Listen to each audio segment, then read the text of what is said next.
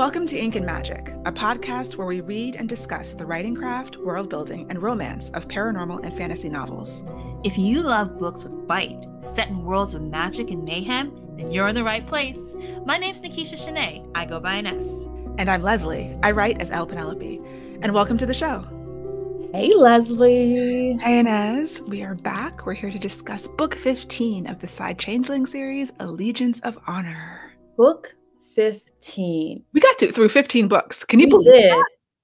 That's crazy. Yeah. We're like, our minds are blown as we consider what we've done. And then consider what Nalini Singh has done. I mean, she wrote the things, but reading them back to back was a good experience. So this is the end of season 1. Mm-hmm. And this is the party book. It really, really is. It's going to touch. It's going to recap. It's like the sitcoms where they had the recap episodes where you see clips of other episodes. It's not actually clips, but it's you check in with everybody. Everybody. I don't know how she structured this. Like, how did she? Either. It's just like writing. This is when being a pantser helps, because I don't know how I could have written a book like this with this structure in mind. I don't see how this could have been pantsed. It was woven. It was woven together. It was woven, but it felt like it. Not saying it felt pants as pejorative, as just it felt like I'm just gonna do some stuff. I'm just gonna like follow everybody, check in with everybody, and that's how this book is going to go. Yes, that is what has happened. The author note, though, I've actually wrote down. I listened to the audiobook, so I didn't read the author note. So tell us about the author note. It's from Nalini Singh, who just says, this is the end of season 1. I needed something between season 1 and season 2. And the quote that I wrote down is that each and every character is linked to multiple others through bonds of pack, of friendship, of blood, of loyalty, and of course, of love. And that is the theme. That is what this book is. Yes. Just showing that, That is 1000% the theme. And y'all know we jump around. That is, so there's a problem. We've been seeing this problem with the net is degrading, right? We've been seeing that for all 14 books previously. And we've come up with some solutions. The current solution is the empath, but that's not working 100%. Yes, it's still degrading. So Caleb and Ivy, they see at some point and all these stories. It's hard to go in order with this one. I know, so. There's no way. So at some point, Caleb and Ivy see that there is like an unimpacted portion of the net, and they go and they investigate, and they're like, why is this happening? And it's because basically there's intertwining going on. There's more than one race that is a part of the bond. They find it with Sophia, who's made it to a human, and they find 2 other places, and the only thing they have in common was those Psys are mated to humans. Stefan is another one who has the novella that I'm glad I read that one, because some of those characters pop back in. But yeah, so they know of 3 Psy who are either secretly, or in the case of Sophia and Max, not so secretly mated to humans. And they realize that when Silence fell, Psy had always been mated to humans, but all of those people left and became forgotten, and their network is solid. So chaos, but solid. Exactly. So the problem is there's no other races. There's only this homogenous Psy, because they believe they're superior to everyone else, but they actually need those connections, or eventually they're going to crumble and die. Like she brings the theme home. She really does. You have to be connected and in community, or you will die. Yeah. It's beautiful. I really enjoyed it. And I don't know if she was constantly working towards it. I would like to think that she was constantly working towards this, because everything was saying like there were only a handful of couples that were of the same race. And even if they were of the same race, they still had some differences between them. Yeah, like the Arrow couples are always very, Aiden and Zyra are the only 2 that are kind of similar, but you got Vasek and Ivy Jane. And then, everyone else is either cross pack, cross species, or not species, but cross race. Yep. So I think she may have, even if subconsciously, she was always moving towards this with this series, which makes me wonder, what are you going to do in season 2? Well, the way it ends, he kind of lays it out at the very end. Whatever Lucas says, it's like, we got these things coming up. This is what we have to deal with. We got to deal with the consortium. We got to make this Earth Fund, United Earth Federation thing happen. We got to fix the net. We got to figure out how to make Psy and human come together so they can have bonds and actually fix the net. So I think that's, we got a little bit of a setup to the problems that are still existing in the world at the end of Mm-hmm. this. But yeah, what holds this together? The thing that nominally holds this book together is Father Xavier and his search for Nina. That's kind of the only, it's not really a new relationship, but the only relationship that needs to have a completion in this book. And we get That's it fair. through little interstitials. That's fair. He's writing in his journal to her, which I always Mhm. think is lovely when Yeah. you're writing your journal to someone. Yeah. Yeah, it helps to focus it. And he's giving us backstory of how he met Judd and Caleb, which we've never really known, which I thought was Mm-hmm. great. Mm-hmm. Um, and then the only other kind of plot line is finding Leia, the missing Black Sea shifter who's been kidnapped. Yes, I thought that there was a third, and I was just kind of looking at the conflict. So there's Xavier looking for Nina. There's the water shifter, and then there was also the threat that was going on with Naya. Yeah, Nadia. Nadia/Naya, Yeah. Locust and Sasha's daughter. Yes. And a little bit about the pup cubs being born and having a party. Yes. So there was, yeah, these kind of gentle subplots that we check in with that organized the rest of the narrative. Um, I mean, I think Leia was the strongest one. Naya also, but that one with Naya, you're right, is pretty strong too. So Yeah, so there was talk, like, when we're opening up, there was some dangerous talk on the Psynet about Naya being a mixed race child. That's kind of mhm, how we open, and the Psy thought that was dangerous. They thought she was some of them thought she was an abomination. So they're still in this mindset, even though we know the theme mhm. of coming together, of everybody needing everybody else. This, we see that the Psy right now are the only ones. Some Psy are the only ones that are saying no. You cannot Actually, mix your superior. well, they say they're superior, but the consortium is the foil of that because the consortium is all Ooh, three coming together to say, yeah, no, we actually need to be apart. So it's the opposite of the theme. I mean, it reflects the theme. Subplots are yeah, supposed to reflect the theme, and it's a yes, perfect textbook way to reflect the theme. You have the equal, I mean, not equal, but the opposite of your heroic force. yes, you're 1000%. But yeah, so the Psy So, believe they're superior. The humans are just trying to be out here surviving, and the changelings don't want anybody to mess with them. so if we stick with Naya for just a second in that plot line, that was some really nice fan service going on there. We got to, because I think Sasha and Lucas is a lot of people's favorites because they were the first. So even Yeah. if it's not like number one favorite, they're still, I bet you they're all still high up there. So we got to see her first shift. Yeah. That was really adorable.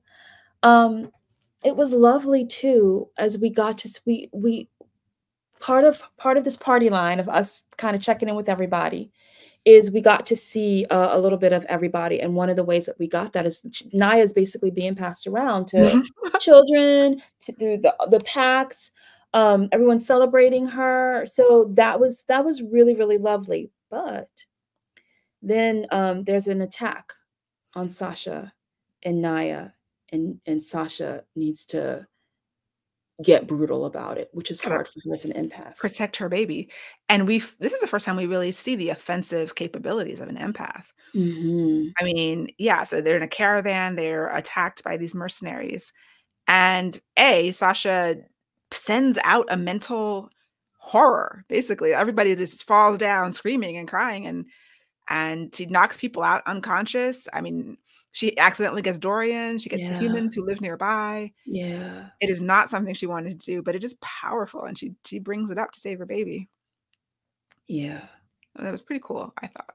Let's go. Just another thing she can defend herself, like, and but are empaths overpowered? There's so many overpowered people that I guess they need other overpowered people to be able to keep everybody in line a little bit. Yeah. So we have that whole movement of checking in with everybody through Naya, and then Naya gets to meet Nikita. Yes, yes.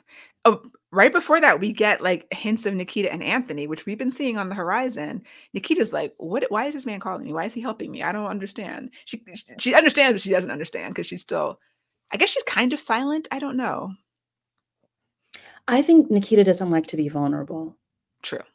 Right. And Anthony is a vulnerability that she doesn't think that she can have in her life. Yeah. Because we see a lot. We get some of Nikita and how she was really trying to protect her daughter. The best way she knew how.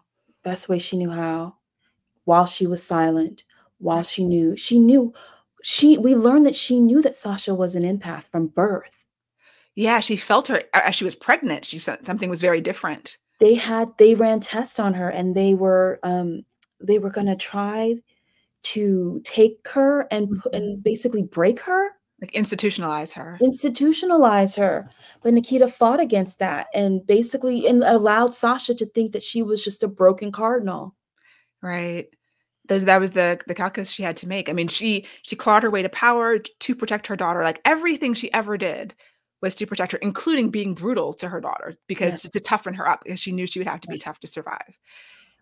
That was intense. Like I've always liked Nikita, but like you feel for her because she doesn't really, this baby is crawling up her and she doesn't know how to be soft, but she's never going to harm this child.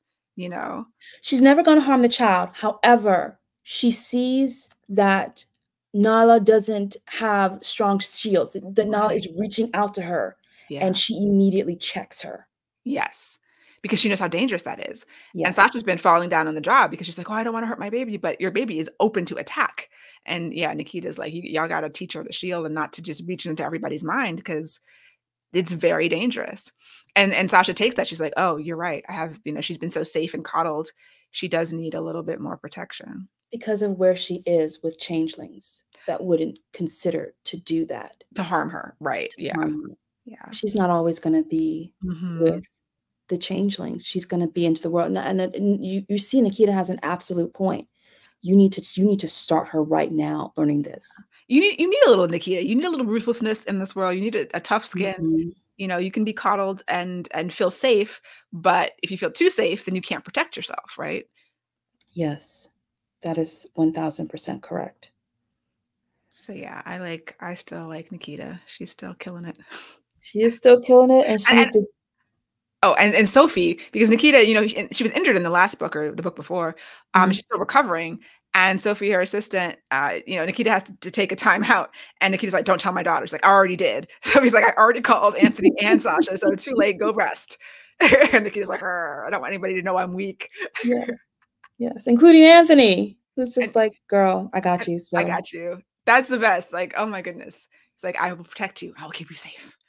I'm like, oh, I want more. I want more of that, Nalini Singh, please. Is there a novella? Is there a short story? Y'all who know, let us know in the comments about Nikita and Anthony. Has that been published? Is that forthcoming? I want to read that soon. That would be an awesome book. So that was one of the conflicts that's going on. And the other, yes, early in the book, was it John who finds a message in a bottle? John Queel, yeah. He finds a message in a bottle. A lot of epistolary stuff going on. True. And there was another missing water shifter. Yeah. There's a lot of them. So this is about one specific one, because there's like several dozen, I think, that are unaccounted for. But yeah, he finds this message and he takes it to, I guess, Lucas. Yeah. Yeah. And so it's interesting to find, like, so Black Sea has this alliance with the shifters, with the leopards and by default the wolves, and we see them coming together to solve this. Like, this woman is missing. She was able to get this note out in a bottle. We don't know how old it is. We're not sure if she's still alive, but they're going to go through all of their resources to try to help Mion, the alpha of Black Sea, find her missing water shifter. And yeah. So that takes us through. That is a thread that takes us. A piece of conflict that holds a lot of the book together as people are searching, picking up clues, and trying to find this woman. We start getting clues that her face has been disfigured, so that if Vasek got any picture of her, he couldn't track to her. So these people know what they're doing. There is a traitor apparently among Black Sea. They suspect because Black Sea is the water shifter group who no one knows that much about. So someone knows their secrets, knows they have these loners, and that's going to be interesting.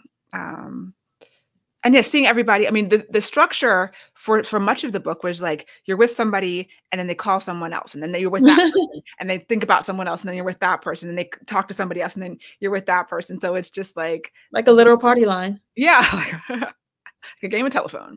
Yes. And so yeah, but they're all working together, calling in favors, using their contacts to try to help find this woman. And Faith's brother, I can't remember his name now, but we learn he's psychometric.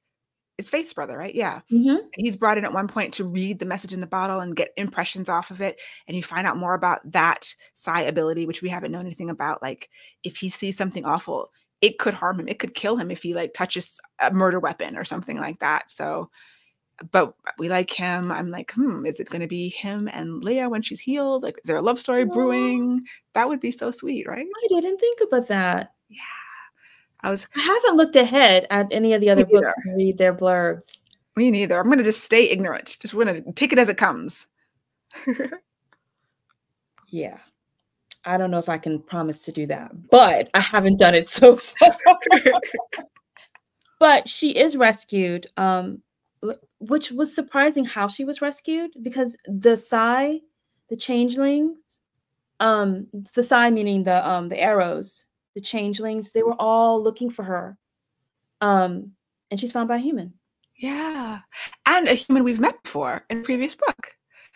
As we learned about Isaac and Jesse. Remember when Katya ran away and she got a ride with Jesse, the female trucker? Oh. And that's the Jesse that is married to this dude. When Jesse talked about this guy who helped her, and that's why she became a trucker. I did not put that together. Oh, I just so observant.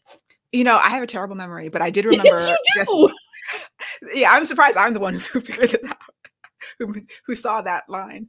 So that was just like, ooh, yeah, like just, and I feel like is there a short story with them together, their love story? There's some love stories where I feel like I've missed some things because it felt like it had been talked about before. And I know I haven't read all of these short stories that she's writing in her newsletter. She put some on her website, and like some in her newsletters, and then she put them on her website. Mm-hmm. Yeah. We just haven't gone through all of that. Service. It's a lot of material, y'all. We do what we can. We're gonna miss some stuff. We are. But yeah, that was that was great because and we expected, because they had talked about Leia was broken and the people who had captured her had bragged about her being broken, and she seemed relatively mentally okay. Mm-hmm. Like she was obviously traumatized after who knows how many months in captivity and torture, but I'm pretty sure she's gonna get a book, right? Like she got to get a book. You get a book, and you get a book, and she got a name, so obviously she gets a book, right? And a POV, yeah. Goodness, that's how. I'm pretty sure that's how it's gonna work. So we had the Naya conflict. We had the Leia. Is it Leia or Layla? I'm getting it all mixed up. I was listening. Oh, Layla, you're right. And we had a third conflict. What was the third conflict? What am I missing? Xavier. And there was sort of a mini conflict with the Trinity, with like there being, I thought it was going to be more court intrigue at the beginning, because they were like, oh, the Trinity is working, but it's kind of not working. And Ming wants to be a member, and everybody else is going to leave if Ming becomes a member. But can we keep him out? Before we get to Xavier, there was that conflict with do we let Ming in? Yeah. And Hawk comes up with a plan. Because Hawk wants to kill Ming. Hawk could have killed Ming because Ming's still after Sienna. So there's lots of problems with Ming. And Hawk comes up with this plan to confront Ming and basically financially torture him, which was fun. However, Sienna gets word of this plan. That he's meeting with Ming in person. Yes. Because he doesn't tell Sienna that he's meeting with Ming, because then she would want to come, and he'd have to tell her no when he knows he can't do that. So he hides it, which makes her very mad. Very mad. Big fight. Yes. Which I like, because in romance novels, the number one thing you have to do, the rule that you cannot break, is we get a happily ever after. And that's kind of it. They're just happy after that. But that's not how life works, right? That's not how life works. So I love when we get these glimpses into the couple's lives after, and we see that they still have problems, one, and that they still have growth, and that they work it out, that they backtrack and move forward and move up and move down. I love that. And Hawk sees that he was wrong, sees that he hurt his mate, and he has to make up for it. And Sienna holds him to the fire, literally speaking. And I loved that. I love it because it for me, it reinforces that they're gonna make it. Give me a fight and after a happily ever after, and I know you're gonna make it. Yeah. Yeah. That is good to see.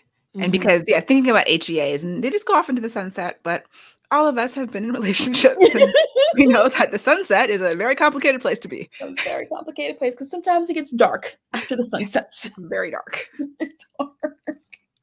But the other part of the Ming thing that I can't remember who comes up with it, is it's like, we can't just keep him out, because there's some people, the smaller groups might want him in. And the Arrows, the Shifters, a lot of people don't want him in, but we can't just be dictators about it. So somebody comes up with the plan, like, we'll do a 5-year, anybody who's questionable, we'll give them provisional membership for 5 years. And if they don't do anything insane, then they can be, if they can hold out on their insanity for 5 years, we can let them in. Yeah. And so, I just thought it would be a lot more of that political machinations and court intrigue type stuff, which it was not, which is fine, because that's not the kind of book it was going to be. There were a few other movements in this book. I know you really like the ocelot movement. I did, because it's like towards the middle, because it's sort of, it's like, there's no storyline per se. There's nothing strong. There's no love story. There's no love story. So you're just checking in with people. And I was like, it's like a meandering, it's like a warm hug of a story. We're not really going anywhere. I mean, we're going somewhere, but we're going slowly. And then we get a little mini plot where this ocelot pack, they realize, is behind one of the threats against Naya. And Lucas is like, I'm going to go see them. It's a small pack. He realizes the alpha has been in charge, and they find this limping, damaged pack, and he ends up saving Not them. Lucas goes by himself. Quite true. He doesn't tell anybody else. He's like, I'm gonna do it alpha to alpha. And he finds this pack that has been, just on its last legs. They have like, a couple of babies, a non-dominant, and a couple of young soldiers, and an old lady, and the alpha. And the alpha's kind of lost his mind. And so he ends up, meting out punishment, because the alpha was responsible for harm to his baby, and folding everyone into Dark River. So these ocelots get to find a pack. And that whole thing was just, it's what this series is, but it's like a little vignette of a story that I really liked, and it gave a little bit of action. Perfectly done, Leslie. No notes. But then we have to move to something sadder. Yeah, Zia Zen. Oh, I actually was like getting teary. Our favorite old Psy, Mac Daddy, the Daddy Mac of it all. Zia Zen passes away peacefully, calmly, lovingly. Very peacefully. It was a beautiful death. It was. And it also brings people together for his memorial service. You see how many lives he touched. And that was really lovely. Because he had been saying for other books, inside other books, that he wanted to reunite with his mate who had passed away. Yeah. And so it was bittersweet. Vasek and Ivy Jane have adopted this little arrow boy, Tavish. I mean, he's part of their family unit. I guess he's a teleporter also, or a TK. And his reaction. So you have this boy who up until last week was a cold arrow. And his grandfather dies, and they're trying to manage him. And it just brings home a lot of things what the Arrows are trying to do with creating family units and teaching their kids to be children and to love and to feel love. And that was all that Zia Zen had been doing in secret for so long. So it kind of comes full circle, which is really nice. Yeah, when a season ends, it's like, like a Marvel movie. Like somebody has to die. Somebody big has to die. True, you're right. We need some kind of sacrifice. Yeah. And it was Zia Zen. Yeah.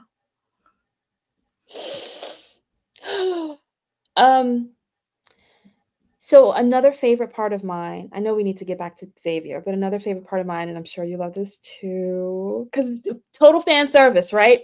So there's this big, I think this is after the pup cubs were born. So the pup cubs were born. Everybody loses the bet because it was 3 pup cubs. Yes.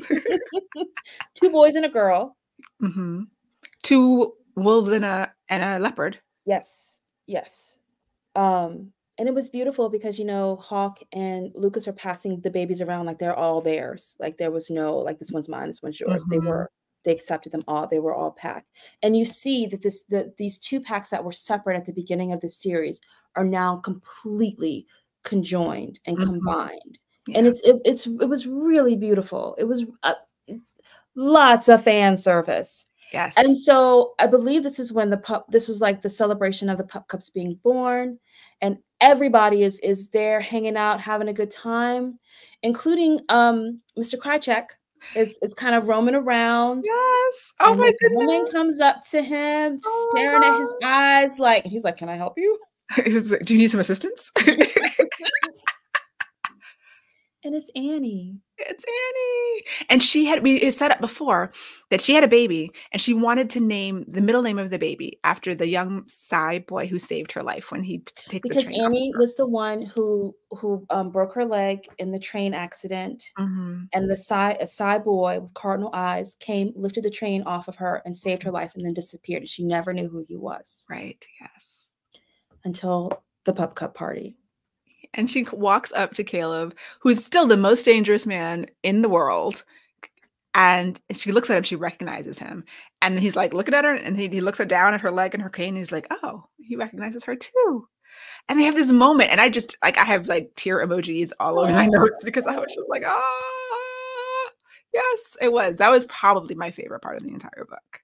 Yes. Absolutely. And I think someone said to him, like, your family is growing. Judd, yeah. Miss Judd, yeah, his family is growing. Speaking of family growing, I didn't write this note down. Who's gonna be a dad? Walker. Walker's gonna be a dad. Walker and Laura having a baby. Yes. Lots of babies. There were honestly too many babies in this for me. I don't think you like baby moons, right?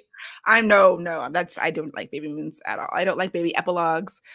And there is a little, you know, like, I'm very happily child-free, but there are a lot of people and women who can't have children who are triggered by a lot of baby stuff. And I felt that's not my experience, but I do know many people who it is their experience. And so, like, there was just such a focus on, oh, the happy family has to have the baby. And that's a pet peeve of mine in general. And it just felt overwhelming in this book. There's so many babies and the happiness comes from having the baby. And that's just a difficult thing for a lot of people. You know, I would love to see a character who is not able to have kids and still has a happy, fulfilling relationship and life. I've never thought about it like that, Leslie. That's interesting. Yeah. You're making me think of that book that we read together, and I was annoyed by this book. What was it? I remember was her name Katya? No, where she was a war. She had like the Graceling. Yes. She had the grace of death. Yes. And Kristen Kishore. Yeah, Kristen Kishore. And I remember in that book that I think Kristen Kishore is like happily or like adversely child-free. Like, I don't want any kids, because her characters were adamant, like, we're not having babies. Yeah. And then, yeah, just mix it up a little. Like, if because there's a lot of people who aren't able to, don't want to, some combination. I wanted to, but couldn't have, like, especially people who really wanted to and can't have them. It can be very painful. So having a character who represents that experience is always a nice thing to do. But yes, Walker is like quintessential dad. Like, we want Walker to have as many babies as he can have. Yes. And at the end of this party, Kit goes off to Rome. I know. ROAM, not the city. Yeah. And Lucas is like, yeah, he's got to roam. He may or may not really be back because he's a budding alpha, and if he comes back, he needs to be the alpha of his own. He needs to be a Remy. He's got to go somewhere at some point and start his own pack. And Lucas realizes that and is not going to stand in his way. But it is a bit bittersweet, you It know? is very bittersweet. He doesn't say goodbye to anybody. He's like, I don't want to do that. Yeah. And I think Sienna knew because in one of Sienna and Hawk's chapters, she's like, there's something I have to tell you about Kit. But then that's when she's looking for Hawk and she gets mad at him because she can't find him because he's dipped out. So I knew something was happening with Kit. I was expecting it to come back, and this is how it came back. So ostensibly he said goodbye to Sienna, and that was probably the only person. It was happy sad. That was happy sad. Yeah. Oh, there's another little plot thing with the Human Alliance, and their implants are degrading. So Oh yeah. Bowen and the humans had gotten these Psy protection brain implants, and Ashaya finds out that they are failing and they will eventually cause death. And some of them, like with Bowen, the leader of Human Alliance, it's too late to take them out. So even if he could, he wouldn't, because he'd rather have the protection from Psy interference in his mind. But we got to find a solution for that too. That's probably one of those things we got to do in season 2, because I feel like Bowen's going to get his own book. And I'm waiting. I'm hoping. I wrote something down. And tell me what you think. Bowen and Amara. Is Amara Ashaya's twin sister? Oh God. I don't know. I really want Amara to like have a love story and like not be so crazy. I'd be so scared. I'd be so scared to be in her head. She's crazy. She is, but I don't know. This is my prediction now. We'll see what happens in the future. Oh goodness gracious. I would love to see Bowen and Amara. Oh my gosh. I don't know. Comment. Let us know. What are you thinking? Am I crazy? Has this been written already? Has this never been written? But then we do end with a love stories reunion. Yes. Father Xavier finds his Nina. Yes, he does. And it turned out that she gotten injured when she jumped, because they were running from the Psy, and he made her jump off of a cliff. Into some water, I think. Into some water. Come on. So she jumps, it's a perilous jump. And he can't find her afterwards. And so many people died. Like everybody, all of their family and friends of their village died. And so he's searching for her. And then near the end of the book, he finally finds her. Someone under a different name. Mm-hmm. And she's blind. That's why she couldn't, go find him, because he's writing these letters and he's wondering, why haven't you ever come to find me? Wondering what happened to her, if she still loves him. And he finds she's dancing with these kids, and she turns around and she doesn't recognize him, and his heart like stops. And then he realizes, oh no, her eyes, she's blind. And that was a good reveal. That was a lot of good tension. But yeah, that was the culmination of this sort of plot line. That's and because Xavier has a teleporter at his disposal. Caleb was like, I'll take you wherever you want to go right now. And he's like, no, I got to do this on my own. I have to go on the journey. I have to go on a walkabout or whatever. Learn to forgive himself. I think he blames himself a lot. And that was a lovely reunion. Yeah. So they're going to be together and happy. So it ends happily. It ends happily with them, but then it ends, with Lucas setting us up for setting us up for the future. Yeah, season 2. What are you gonna do? I don't know. We're gonna read some more books. That's what we're gonna do. We're gonna read. So the plan is, guys, for us to take a little bit of a summer break coming up shortly. But while we're taking our break, we do have some news. We have a little bit of magic that we want to share with you about a plan that Leslie basically concocted. Yes. So we would like to announce the Ink and Magic Writing Retreat. We're going to have an in-person writing retreat November 1st through 3rd, 2024, outside of Baltimore, Maryland, in Marriottsville. It is, a weekend of writing. Inez will be there. I will be there. Our other friend, Therese Rennie Murphy, will be there doing workshops. It's going to be a lot of fun. We're going to have some cool activities, some cool workshops, some writing time. It's at a beautiful retreat center that I've done personal retreats at, and it's very peaceful. It's lodging, food, all included. And I think it'll be a great time. I'm very excited about the possibilities of this. Yes, if you love to listen to us talk on this podcast, you can come and talk to us in person. We will talk your ear off about books, about your story, about more changelings, whatever you want to talk about, we would love to have a book club meetup. to have you. So if you would like more information, come to inkandmagicretreat.com. That is the website with the information. There is an application to get in. There's 12 spots available, only 12. We're keeping it small. And yeah, we would love to have you. It's going to be a great time. Yes, we hope to see you there. And we want to thank you guys so much for joining us. And let us know what you think. You can leave a comment on YouTube with your thoughts on this episode. Please do share it with a friend who loves romance. And also don't forget to rate and review us on Apple Podcasts or Spotify. And you can check out the book schedule on our website, inkandmagic.net, our regular website. It will be updated at some point in the future when we're off of summer break. So hopefully just keep your eyes open there. If you're subscribed to us, it'll be on the feed. And we will go into season 2 refreshed and ready to find out what's happening next in the Psy-Changeling world. See you next time. Bye, guys.